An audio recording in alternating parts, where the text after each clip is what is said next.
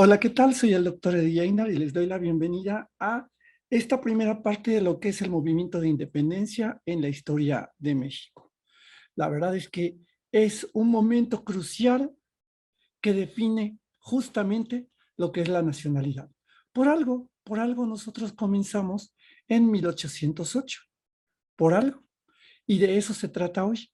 Ya vieron ustedes los antecedentes con la Constitución de Cádiz. Ya vieron que Estados Unidos tenía casi un buen rato ya de independizado, 1776. Ya vieron también que había invasión en ese momento, invasión napoleónica en ese momento en España, y vieron que ya se habían dado los fusilamientos del 2 de abril. Así que, pues bueno, mientras todo eso pasaba en el mundo y estaba totalmente agitado, resulta que nosotros estábamos a punto de ver el inicio de lo que es ni más ni menos que de la campaña este, de la independencia de México. ¿Cómo es que llegó?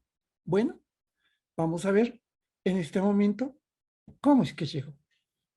Pues sí, chicos, comienza de una manera muy simple, muy sencilla.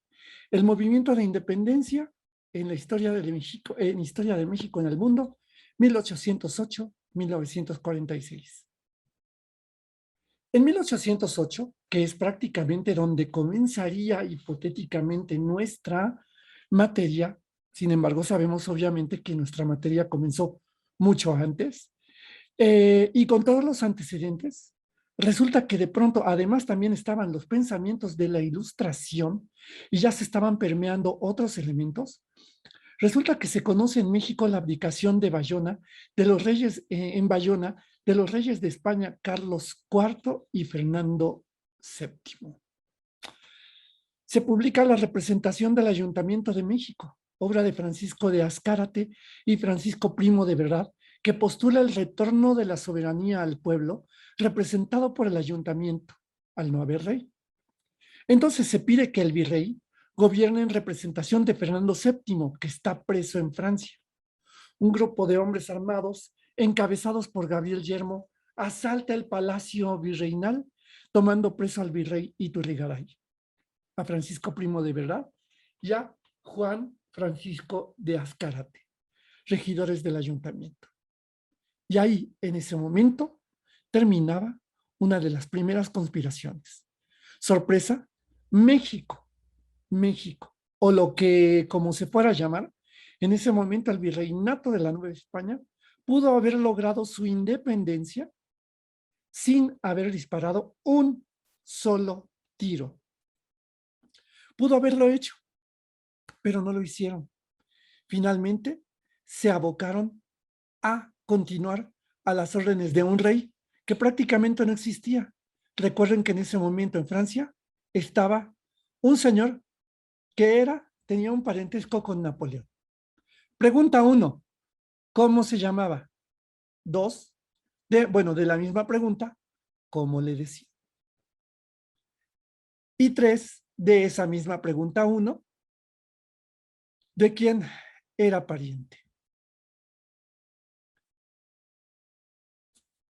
Siguieron varias conspiraciones y una de las más famosas fue precisamente las tertulias que se hacían con la corregidora, con la corregidora de Querétaro, doña Josefa Ortiz de Domínguez.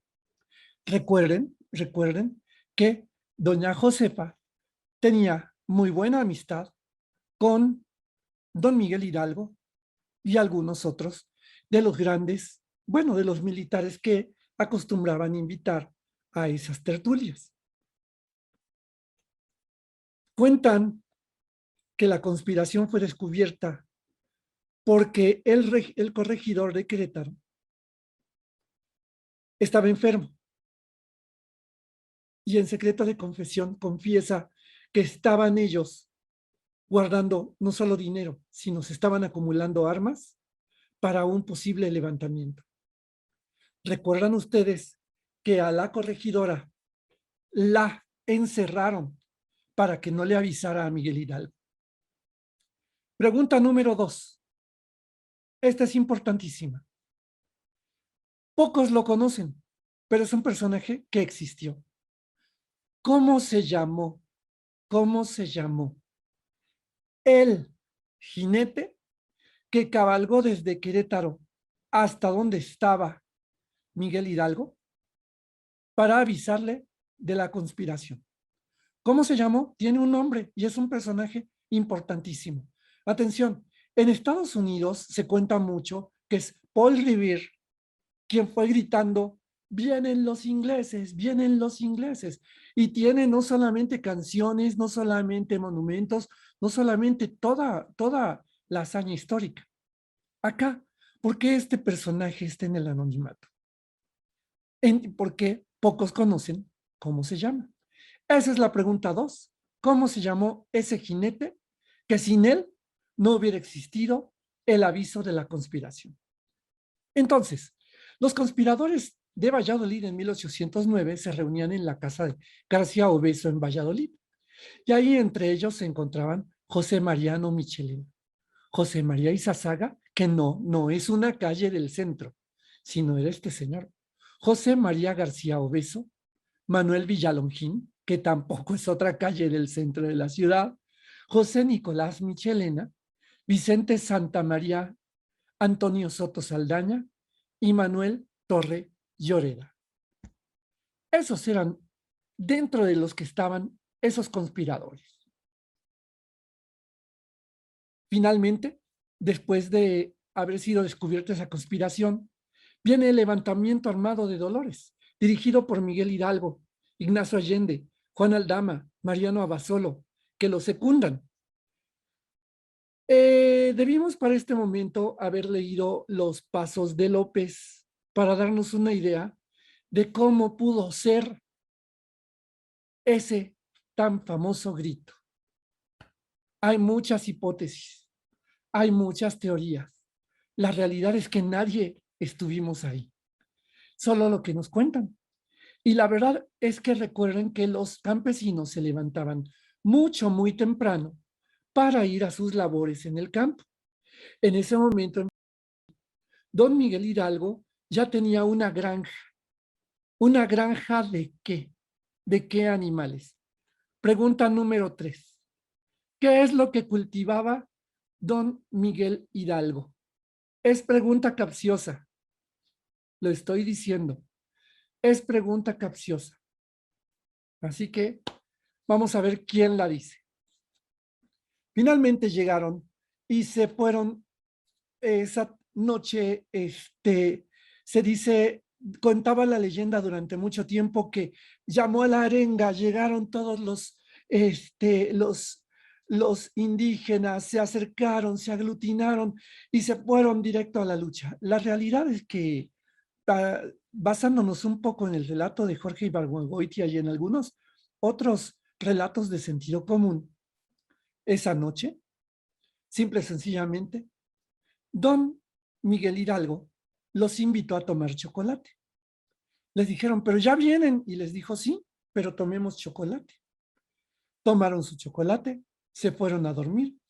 Y al otro día tranquilamente se levantaron y pues se fueron entonces ya, ahora sí, a la lucha. Una lucha que no era armada, era una turba. Recuerden que solamente Ignacio Allende, Juan Aldama y Mariano Abasolo eran militares. Los demás solamente eran parte de la plebe, como le llamaban. Cuando llegan a Totonilco, él se encuentra don Miguel Hidalgo y cuenta la leyenda que entró a la capilla y vio el estandarte de la Virgen de Guadalupe. ¿Se acuerdan que la Virgen de Guadalupe jugó un papel muy importante en la pacificación de las rebeliones de los naturales contra los españoles? Que después de su aparición o de sus apariciones, todo mundo quedó tranquilo porque al fin habían encontrado en la madre del cielo a la mujer que aglutinaba a una nación. Pues bueno, en este caso hay muchas hipótesis también. La realidad es que tal parece que don Miguel Hidalgo encontró y tomó este estandarte el cual habían tomado también algunos de las personas que llevaban, y en ella vio la posibilidad de un símbolo. Recuerden que el ser humano siempre necesita de símbolos para poder identificarse. Y en este caso, ¿qué mejor que el símbolo que unía a todos los mexicanos en aquel entonces? Bueno, a todos los novohispanos, y después uniría a todos los mexicanos por encima de credos, razas y religiones. Entonces ahí enarbola el estandarte de la Virgen de Guadalupe como enseña del movimiento y se le nombra generala. Los insurgentes entonces comienzan su avance y se fueron uniendo muchísimos inconformes. ¿Quiénes eran? Básicamente criollos, básicamente indios, todos inconformes y que solamente estaban armados con algunos mosquetes y algunas asadones, algunos utensilios que usaban ellos para las cosechas. Cuando llegan a Guanajuato, ahí entonces encuentran que para entrar van a tomar la alhóndiga de Granaditas.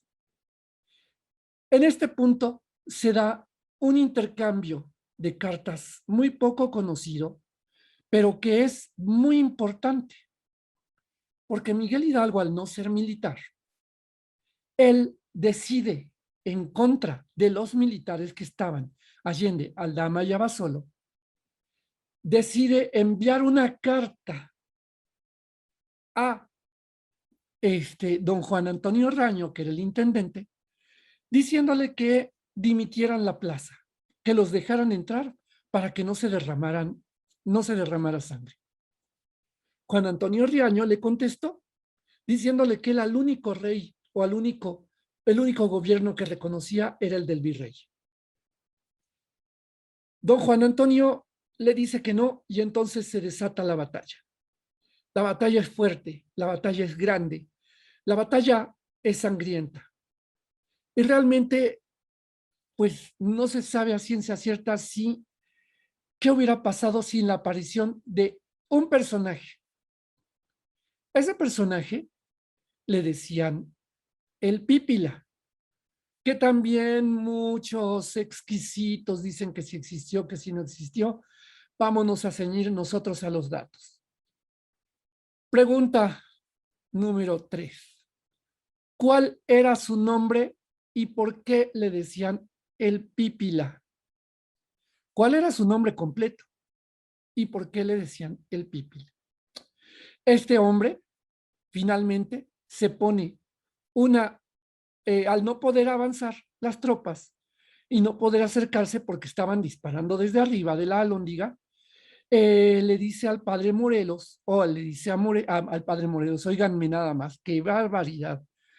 Le dice a Miguel Hidalgo que él puede acercarse, se coloca una losa y con esa losa amarrada en la espalda es como llega precisamente a quemar la puerta que al debilitarse posteriormente con una carga es volada y es por donde pueden entrar toda la turba que iba con los insurgentes.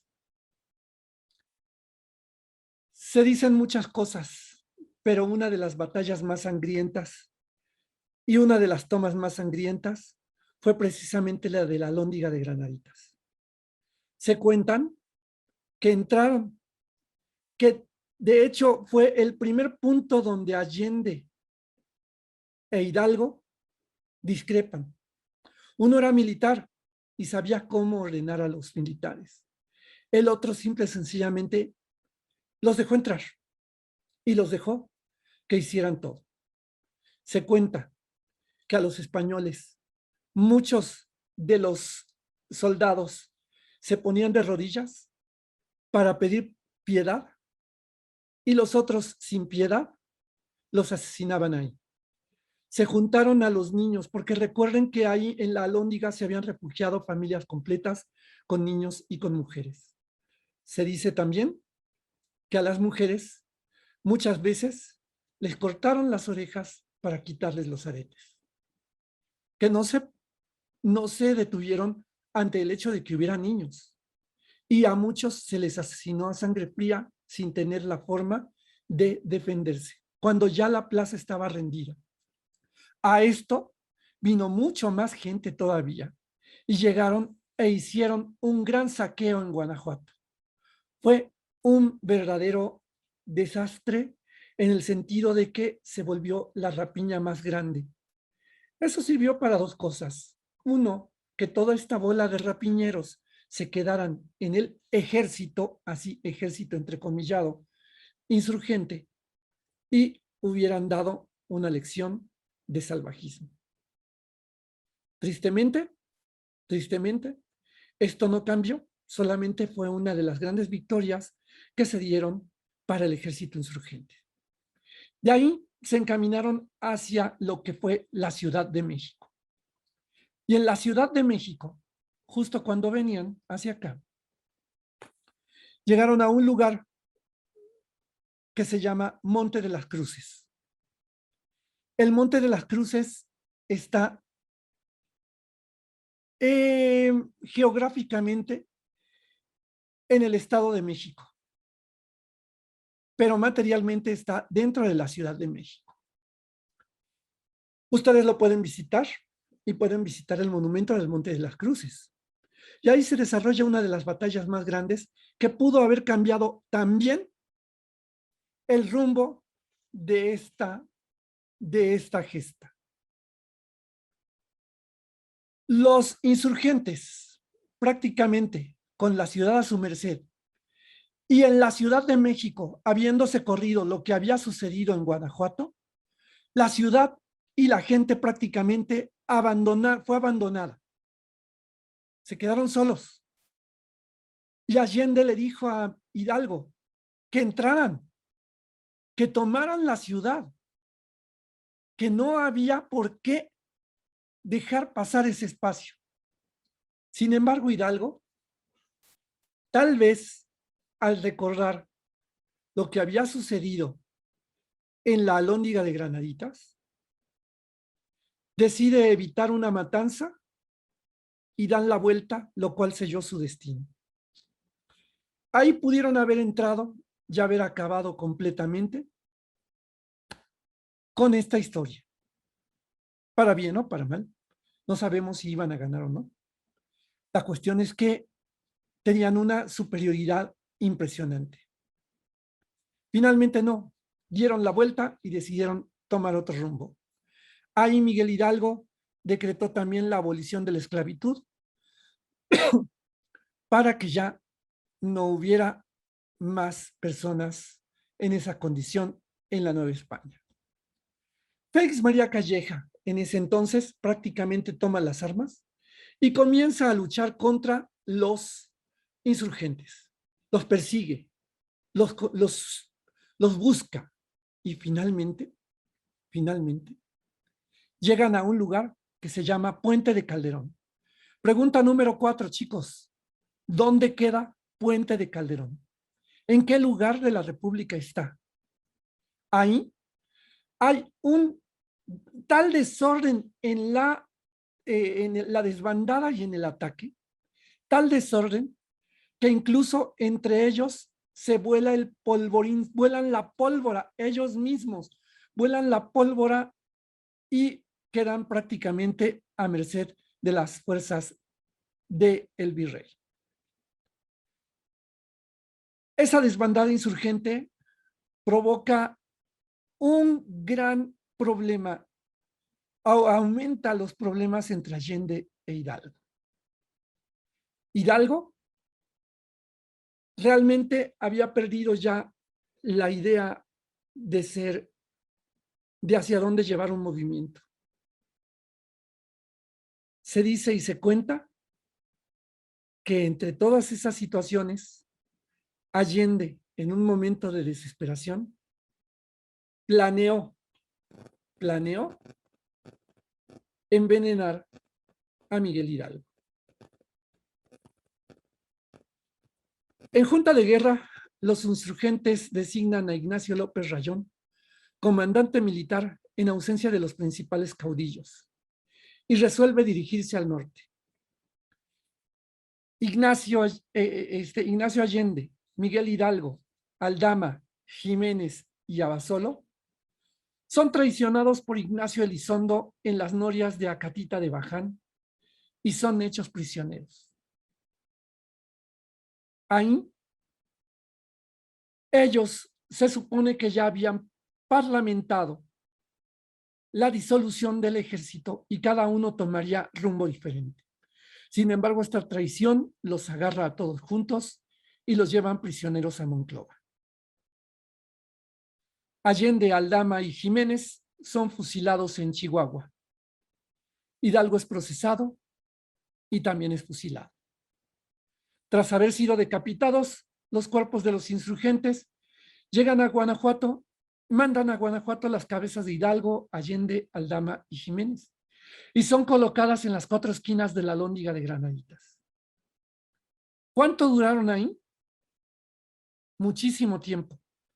Se dice que incluso durante la reforma, la reforma que hizo Juárez, todavía colgaban ahí las cabezas, las jaulas con las cabezas de los héroes. Se dice, no lo sabemos. Se presenta entonces una figura que va a cambiar la historia. Se presenta Morelos. Este cura se encuentra, este cura de Carácuaro, que había sido discípulo de Hidalgo en el colegio de San Nicolás, en Valladolid, hoy Morelia. En Jalatetelco encuentra a uno de los personajes más importantes que va a haber. Se llama Mariano Matamoros. Y entonces ellos, después de esta derrota, después de que habían caído los grandes líderes, prácticamente toman en sus manos el movimiento. Morelos ataca y toma Acapulco. Hay que recordar que Morelos antes, por encargo de Hidalgo, había ido a Acapulco, pero no lo pudo tomar. En esta segunda ocasión sí lo pudo tomar. ¿Y por qué tomó Acapulco? Chicos, pregunta 5. ¿Cómo se llamaba? ¿Cómo se llamaba justamente el medio que comerciaba con Oriente desde Acapulco hacia las Filipinas? ¿Cómo se llamaba? Entonces, había que cortar las comunicaciones con el mundo exterior. Morelos finalmente agarra y, una vez cortadas las comunicaciones, emite la convocatoria para el Congreso del Chilpancingo. Se inaugura el Congreso de Chilpancingo y se lee lo que estaríamos a punto de conocer como los sentimientos de la nación, que son ni más ni menos los preceptos que le dan vida a la primera constitución de este país. Recuerden algo, Morelos y el Congreso tenían discrepancias.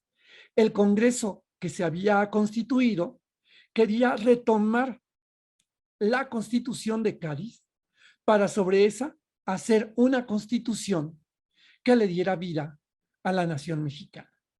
Sin embargo, Morelos decía que no, que la Constitución debería ser una constitución hecha por y para los mexicanos.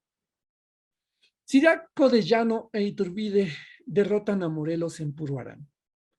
Morelos cae prisionero y Morelos ordena incendiar Acapulco. Pero antes de esto, en unos instantes estamos a punto de ver un video.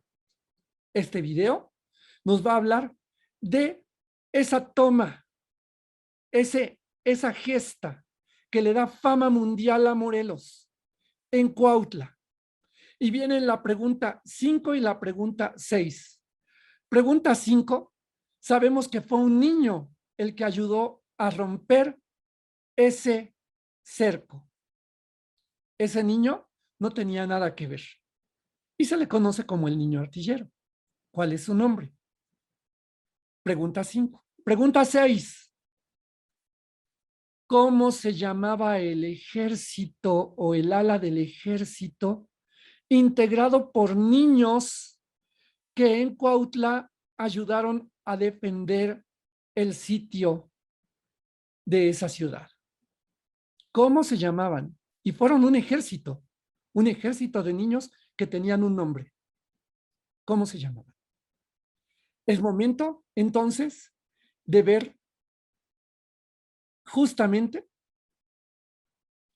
este video.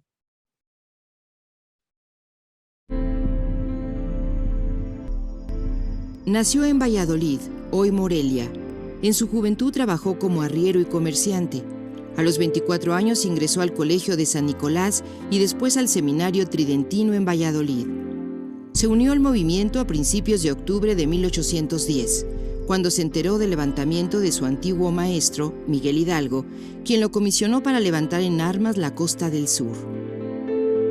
A los 46 años, y luego de la muerte de los primeros líderes a manos de los realistas, se convirtió en jefe del movimiento insurgente. Su conocimiento de las rutas y caminos, talento militar y visión política le permitieron dar orden a la insurrección y conseguir el triunfo en importantes batallas y lugares como Tehuacán, Orizaba y Oaxaca.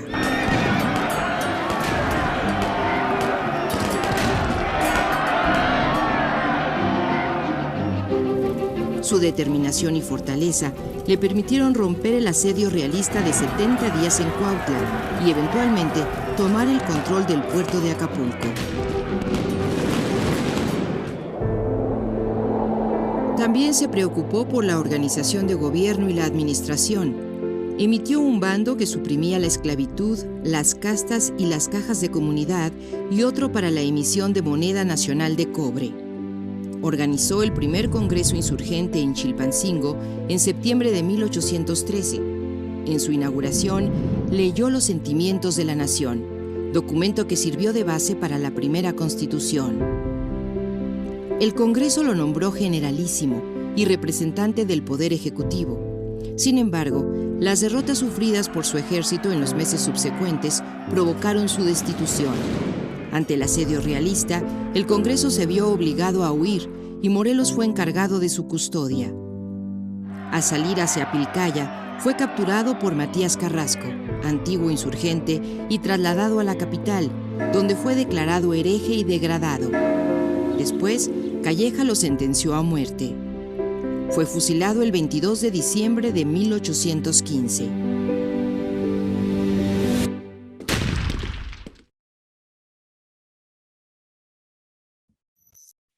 Ok, una vez visto esto, pues bueno, vamos a regresar entonces a nuestra parte final.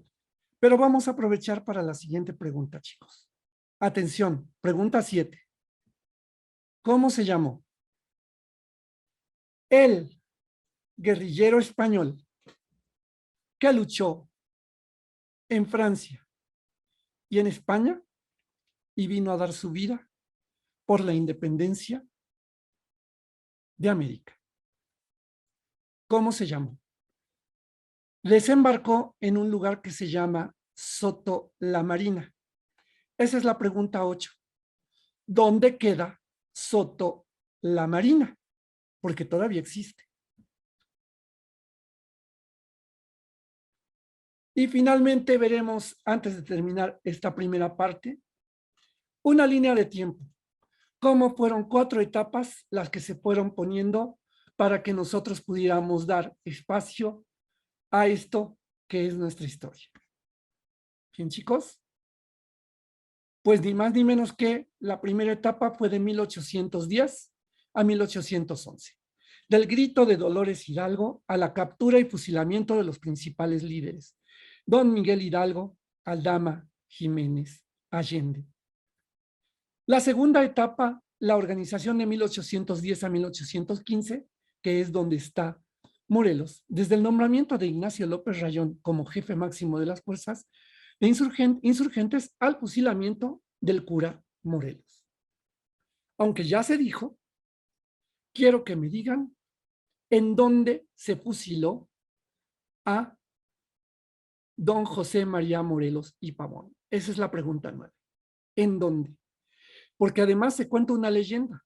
En ese lugar donde lo fusilaron, junto a ese lugar que todavía existe, hay un río. Se dice que cuando él cae, su sangre corre, llega al río y el río se tiñe de rojo. Son esas bonitas leyendas que, pues de alguna manera, van adornando todas las tragedias, ¿no? Hay una tercera etapa, que es la resistencia. Y esta es la etapa de incertidumbre, de la muerte de Morelos y la resistencia de Vicente Guerrero, Francisco Javier Mina y Guadalupe Victoria. Finalmente, llegaremos a una cuarta etapa, que es la que está atrás de mí y que es la que vamos a ver en una segunda parte. La segunda parte es justamente cuando llega el plan de la profesa, el plan de Iguala y la aceptación y firma del Acta de Independencia. No nos vayamos sin la pregunta 10. ¿Dónde se firmó entonces la primera Constitución de México? ¿Dónde se firmó y cómo se llamó esa Constitución? Chicos, hemos hecho las 10 preguntas y pues bueno, no nos queda más que decir que esto continuará. Nos vemos en la siguiente edición, que pronto la tendrán. La segunda parte, que es la consumación de la independencia. Soy el doctor Eddie Einar. Nos vemos. Hasta la próxima.